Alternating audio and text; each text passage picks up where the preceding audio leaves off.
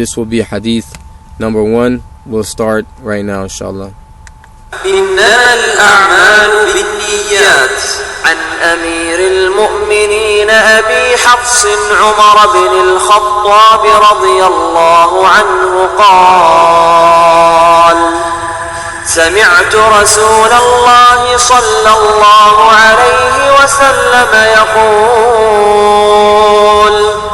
إنما الأعمال بالنيات وإنما لكل امرئ ما نوى، فمن كانت هجرته إلى الله ورسوله فهجرته إلى الله ورسوله، ومن كانت هجرته لدنيا يصيبها أو امرأة ينكحها فهجرته إلى ما هاجر إليه. Actions are but by intentions. On the authority of Amir al-Mu'mineen, the commander of the faithful, Abu Hafsa Umar ibn al-Khattab radiyallahu anhu, said, I heard the Messenger of Allah sallallahu alayhi wasallam say, actions are but by intentions, and every man shall have only that which he intended. Thus, he whose migration, hijrah, to Medina from Mecca, was for Allah and His Messenger, his migration was for Allah and His Messenger. And he whose migration was to achieve some worldly benefit, or to take some women in marriage, his migration was for that for which he migrated. The explanation of this hadith. Hadith 1. This is a Sahih hadith that has been agreed upon by the scholars and is collected in both the collections of Al-Bukhari, hadith number 1, and Muslim, hadith number 1907. This hadith is great in its benefit and importance, and it has been said that the religion of Islam revolves around it.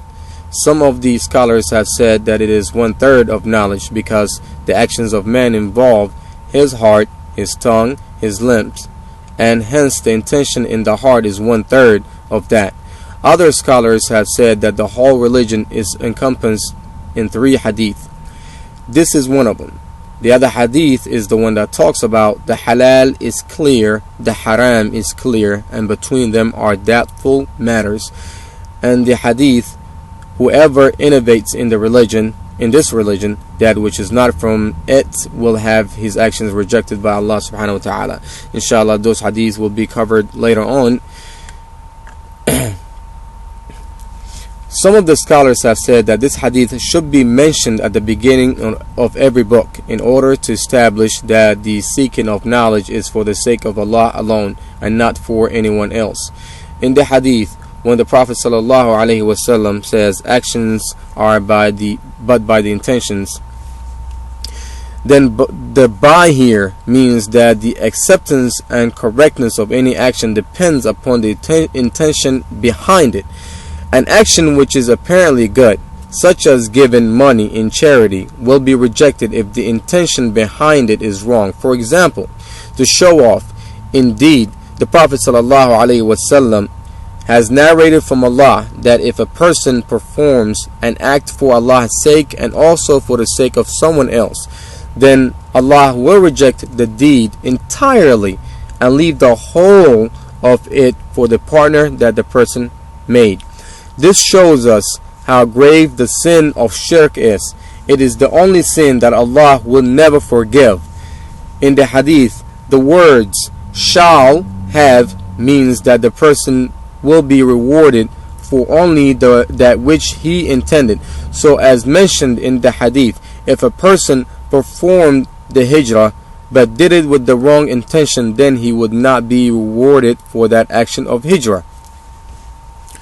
The word actions refer to those actions which are part of the Sharia of Islam. Thus, any action of the Sharia, such as making wudu or ghusl, making tayammum, making prayer, zakah, fasting, hajj, or i'tikaf in the masjid, or any act of worship will not be accepted and rewarded unless it is performed with the correct intention. To summarize, everything we do has to be intended to be for Allah i.e., for anything we do, we want to make sure that it will be accepted to Him and will not in any way interfere with the upholding of His deen.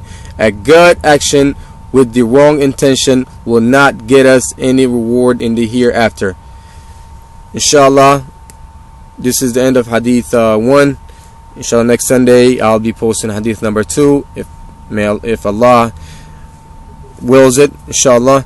So if there's any mistake in here, it is from me, and everything that is good is from Allah subhanahu wa ta'ala. Wassalamu alaikum wa rahmatullahi.